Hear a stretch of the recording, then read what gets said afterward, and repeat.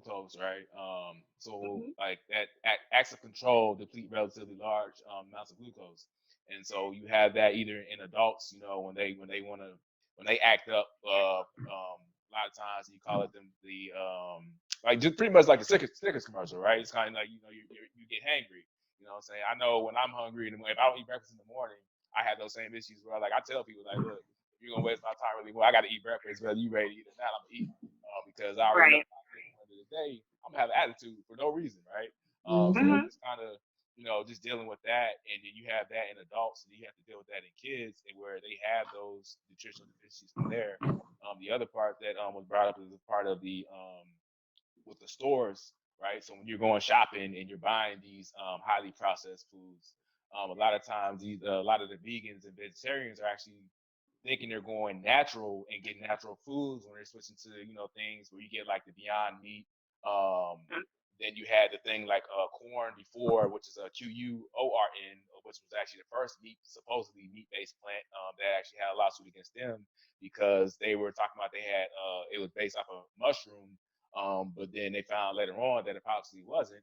So you have companies like that that's pushing these super processed foods, right? That people don't Mhm. even know, and they have inscrutable ingredients on there that people are going through, and they're like, oh yeah, yeah, I'm 100% vegan now. I'm not eating any meat.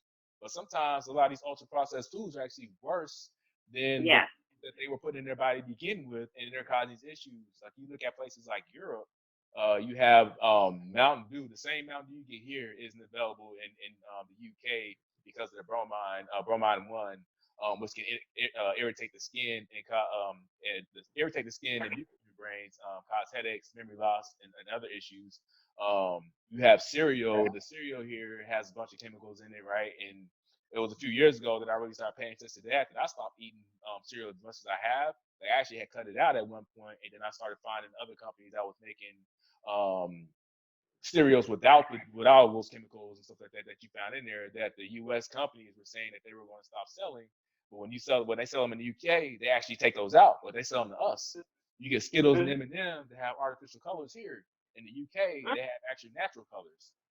And then there Mhm. was the thing about the chlorine washed chicken. I didn't even know they was washing chicken in chlorine. Like that's crazy to me. In the UK, they don't allow them to sell it. If it's been washed in chlorine, you can't sell it over there. So it's like Mm-hmm. we're ingesting a lot of these foods here that other countries have either banned or made us modify when we sell it to them, but yet we still allow that to get pushed over here, and it's crazy. Yeah. Yeah. And yeah, and it's gonna keep happening because money runs everything in this country. So when Mm-hmm. it comes, everything starts at politics. So you have your lobbyists, and for every sector of our society, there is a counter sector, and whoever has the most money to sway the opinion of your politician to get the votes to make the law is what's going to happen. Yeah. They don't really care about individual people. It's all about businesses making as much money as they possibly can, but all of that comes indirectly or directly through government. And it's a really crazy system because citizens really don't have a chance on their own.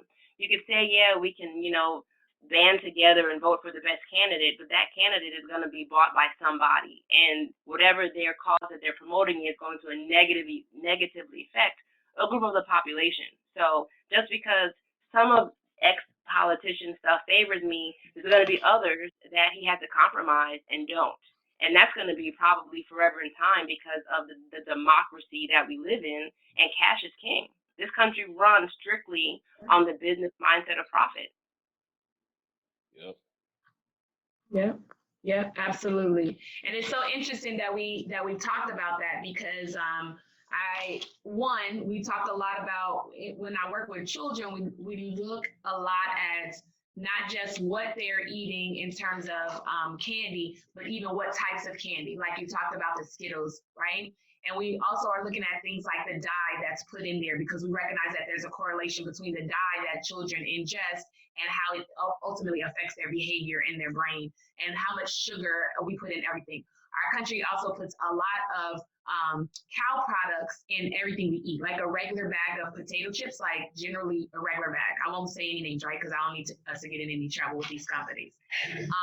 But they coat their chips with milk, right? To keep the flavor on the chips.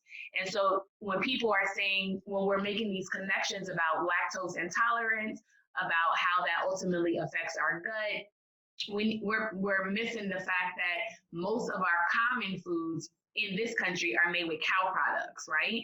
Versus when we go overseas, like I was recently, I have a dairy allergy, and so I'm very limited in what I can eat in the U.S. But when I go overseas to say like Spain, everything is made with oil. The same things that we make here with milk, they make over there with oil, and you see the difference in people's mood. You see a difference in their physical activity, of course, their body and body looks and things like that as well. But in Europe, they're encouraged to walk a lot more than we are here also.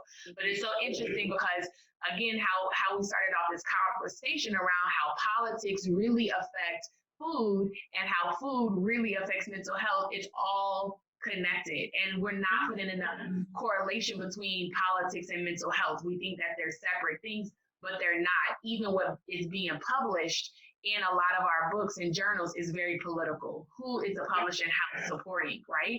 So when we have these great advertisements around different vitamins that are available or different food options, when we're doing the research, and Dr. Carlene, I'm sure you've done a lot of research as well. When we do our research to publish, depending on who we go to publish in, they may reject the article because it's not aligned politically with what they're supporting at the time or what their local are investing in, which again puts our people in a major deficit, right? Because they're not even getting, we say that people have a lack of access to information. It's also that the information is not being published out there, right? So it's not like it would be different if they could just open up a random book and get the information, but that's harder because the books aren't publishing what we know is true.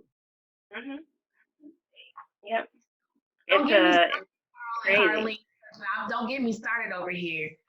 Well, don't get me started because I feel the same way. Because I even was saying, even about our company, like sometimes when I talk to people, it's like we have the election coming up, and I would say most people. I'm not going to put my opinion on the opinion of anyone else, but I've heard a lot of people, express their disappointment and unhappiness with our current president. And we had issues with the voting at the last election or about to come up. I have a feeling it's going to be a similar situation. But let's just say, it was better. You had a better alternative than our current president to vote for. The issue is, big elections come around every 4 years. However, there's so many local and minor elections that require daily surveillance and people banding together to make their voice heard, to make a difference. Now, if all of us are unhealthy, if my diabetes or my obesity or my high blood pressure make it so that I got to do dialysis 3 days a week, I'm on disability because I can't walk, whatever the issue is, that I can't go to my voting poll, I can't go to the protest, I can't, get it to write my congressman, we really we're at a severe disadvantage because yes, we can complain, but we can't do anything about it, and that's a travesty to me. So it's like we want better, we want different, but it's got to start with us actually not waiting for somebody else to do the hard work for us. We have strength in numbers. You can't wait for that same 10% to do all the legwork. 90% of us who ain't doing nothing, and half of that 90% have physical limitations where it's probably not going to happen. So where do we start? How do we get ourselves? That's what I'm saying. We start the company to really build ourselves as a community as a whole to make a difference for, what are we at, 13, 14% of the whole population? To work on that, But of that 13, 14%, the minority actually even have the physical stamina to do the legwork to really start making a difference on the ground level so that it can hopefully triculate up to these bigger issues. Right. Absolutely.